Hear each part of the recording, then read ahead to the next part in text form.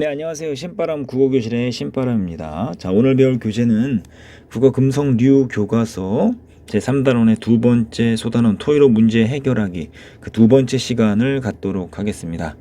자, 오늘도 열심히 공부해 주시길 부탁드리면서 그럼 바로 수업을 시작하도록 하겠습니다.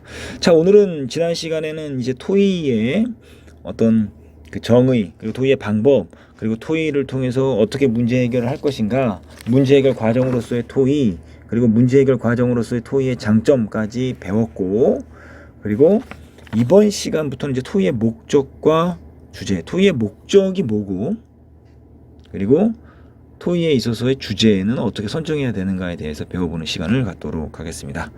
116쪽 보도록 하겠습니다. 자, 그림을 보도록 하죠. 나는 학급 단합대회를 여름방학 후에 했으면 좋겠어. 싫어.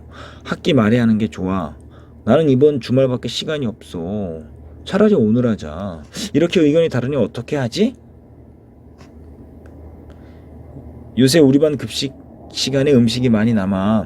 맞아, 어떻게 음식을 덜 남게 할 수 있을까? 우리 둘이 해결할 문제는 아닌 것 같은데. 그러니까 우리가 지금 토의에 대해서 우리가 정의를 내렸었잖아요, 지난 시간에. 토의는 어떤 문제? 여러 사람이 모여서 어떤 문제? 공동의 문제라고 그랬잖아요. 그러니까 이 친구는 우리 둘이 해결할 문제가 아니다.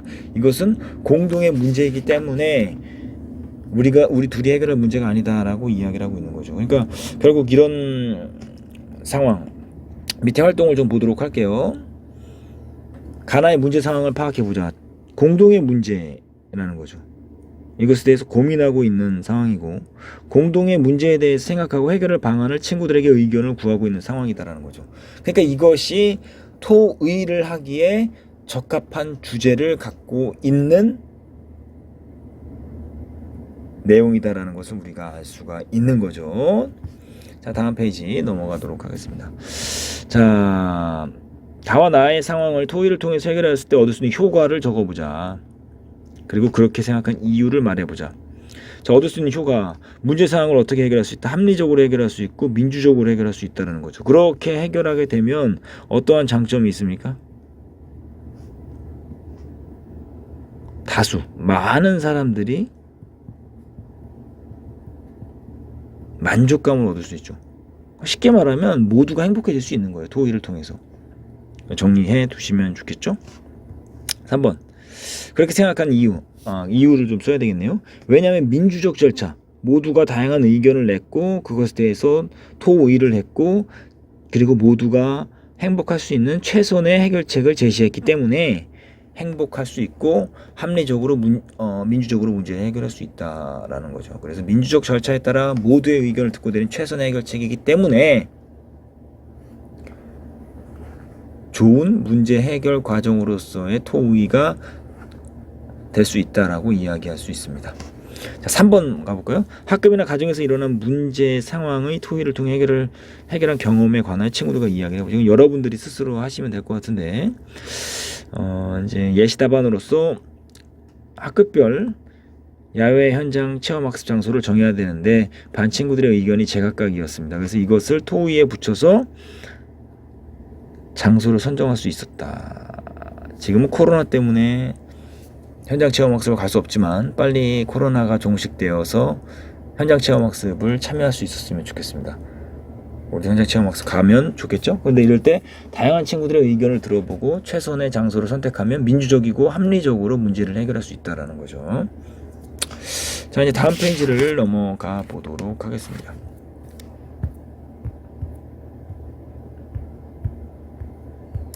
자, 토의에 적합한 주제 요건을 알아보자.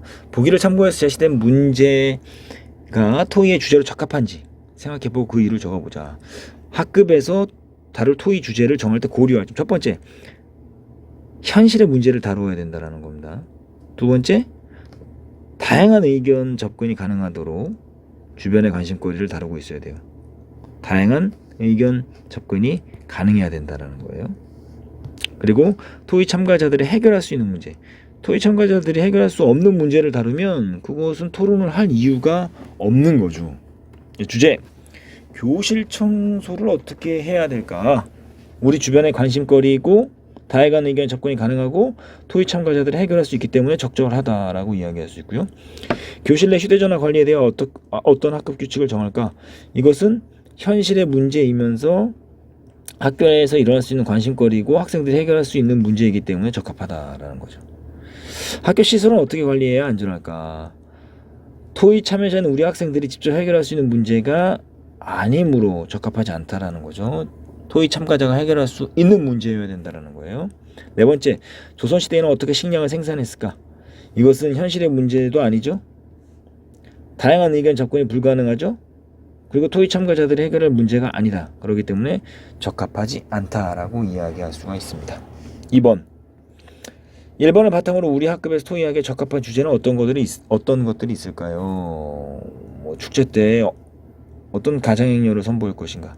지각생을 줄이면 어떻게 해야 할 것인가? 출석과 종례를 잘 참여할 수 있게 하면 어떻게 할 것인가? 학급 청소 당번을 어떻게 정할 것인가? 이런 내용들을 토의의 주제로 선정하면 적합할 수 있다라는 거죠. 그러면 여러분들 기억해 두어야 되는 건 뭡니까? 바로 이거죠. 토의의 주제를 정할 때 고려해야 될 점, 이 세 가지를 여러분들이 잘 정리해 두시면 좋겠습니다. 자, 119쪽을 가보도록 하죠. 이제 토의의 유형과 절차에 대해서 우리가 한번 배워보도록 하겠습니다. 토의의 유형, 두 가지가 있는데요. 원탁 토의와 패널 토의가 있습니다. 원탁 토의는 10명 내외의 발표자들이 대등한 관계에서 의견을 나누는 것이고요. 패널 토의는 발표자를 초대해서 청중은 듣고 있고요. 청중 앞에서 발표자들이 자신의 의견을 발표하고 그것을 조정하여 이야기를 주고받는 토의 유형이다. 그러니까 이 발표자들의 자격 요건은 뭐냐면 지식이나 경험이 풍부해야 된다는 거죠. 일종의 뭐가 돼야 돼요? 전문가가 돼야 된다는 겁니다. 그럼 원격 토의와 패널 토의에는 어떤 특징이 있을까? 원격 토의는 원탁 수업을 하다 보니까 자꾸 원탁 토의를 원격이라고 하는데요. 정정하겠습니다. 원탁 토의입니다. 공식, 비공식적인 상황에 모두 쓰일 수 있는 것이 바로 원탁 토의. 하지만 패널 토의는 공식적인 상황에서만 쓰인다라는 거죠. 여러분들이 100분 토론 같은 경우가 이 패널 토론이라고 할 수 있어요. 전문가들이 나와서 찬반을 주고받고 겨루는 건데요. 패널 토의도 비슷합니다.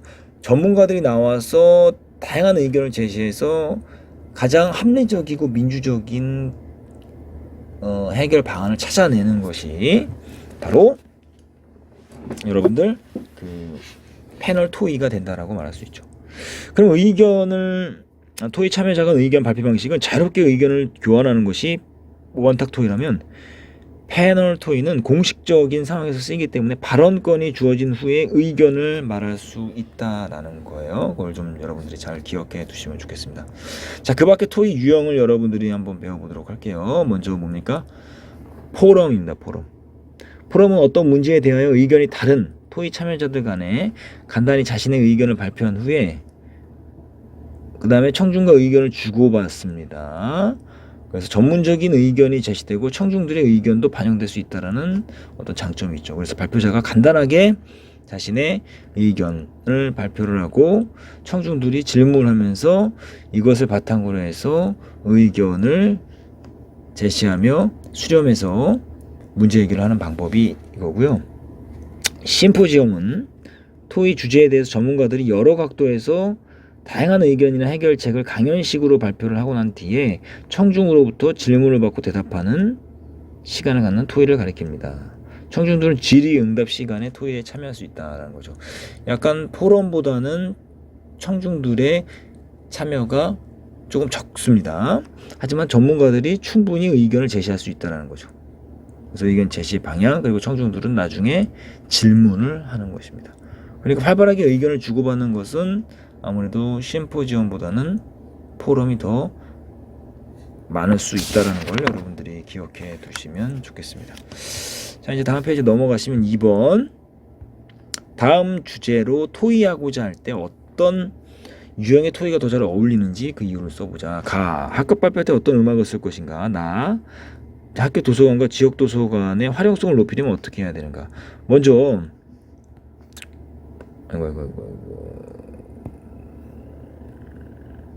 먼저요.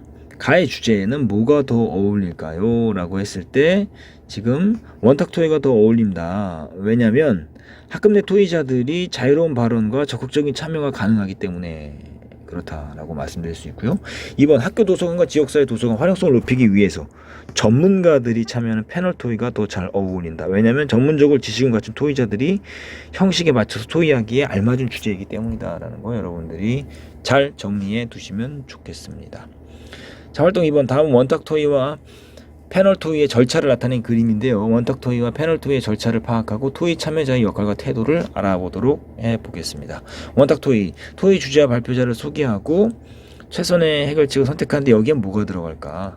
그리고 발표자가 의견을 발표하고 청중들의 질의응답이 있는데 그 가운데 뭐가 들어갈까? 공통으로 들어갈 내용을 한번 생각해 보시면 좋겠습니다. 그리고 나서 토의를 마무리하는데요.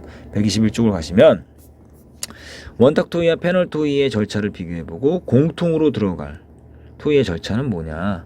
바로 발표자 간의 의견을 교환하고 조정하는 과정을 원탁 토의와 패널 토의가 공동으로 수렴해야 되고 진행해야 되는 내용이겠죠?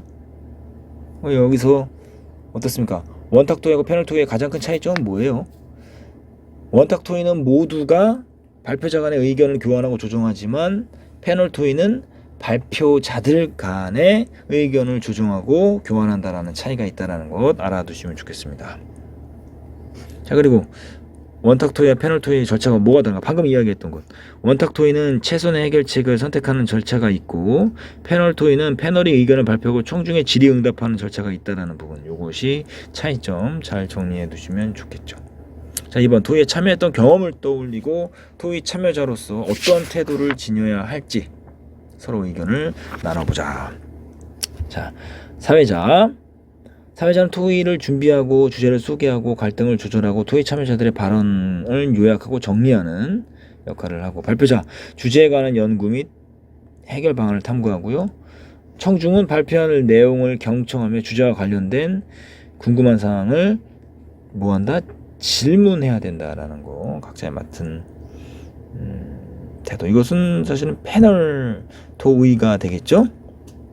자, 사회자는 어떤 태도? 중립적인 태도를 보여야 하고 토의 참여자들 사이의 갈등과 의견을 충분히 조절하고 해결하는 태도를 보여야 한다라는 거고 발표자는 발언을 독점해서는 안 되며 다른 발표자의 말을 경청하고 예의 바른 태도를 보여야 된다. 청중은 의문이 생기는 사항은 메모하며 듣는 태도를 갖추고 있고 예의를 갖춰서 질문해야 된다라는 거 기억해 두시면 좋겠습니다. 그렇기 때문에 이제 토의가 어떻게 진행되는지 여러분들이 이제 배웠는데요. 이제 정리 한번 해 보도록 하죠.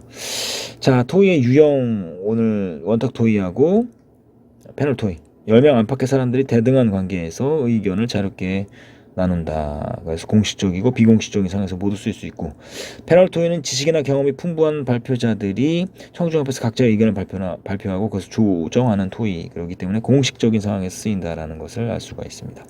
토의의 절차 발표자 간 의견 교환 및 조정 이것은 원탁 토의 그리고 최선의 해결책을 찾는 것이고 패널 토의는 발표자들 간의 의견을 발표하고 발표자 간의 의견을 조정하고 청중과의 질의응답이 있다. 가장 큰 차이점 최선의 해결책을 선택하는 게 있냐 없냐라는 걸 통해서 원탁과 패널 토의의 차이를 우리가 찾아낼 수 있다는 것을 알 수가 있습니다. 공통점은 발표자 간의 의견을 모두 조정하고 있다는 것을 알 수 있죠.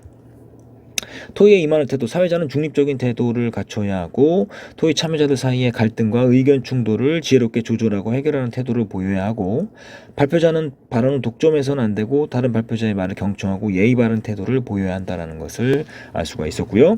청중은 발표 내용을 경청하여 의문이 생기는 사항은 메모하며 듣는 태도를 갖춰야 하고요. 이것을 바탕으로 질문까지 해야 된다는 것을 알 수가 있습니다.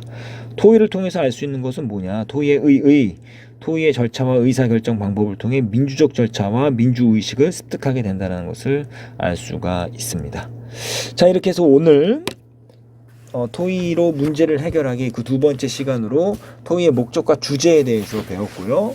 그리고 토의의 유형과 절차에 대해서 배웠습니다. 오늘 배운 내용들이 적지 않은데요. 여러분들이 잘 정리하시고 여러분들 것으로 만드는 시간을 충분히 가졌으면 좋겠습니다. 자, 오늘도 열심히 공부해 주셔서 감사합니다. 그럼 다음 시간에 다시 만나요. 소년이여 야망을 가져라.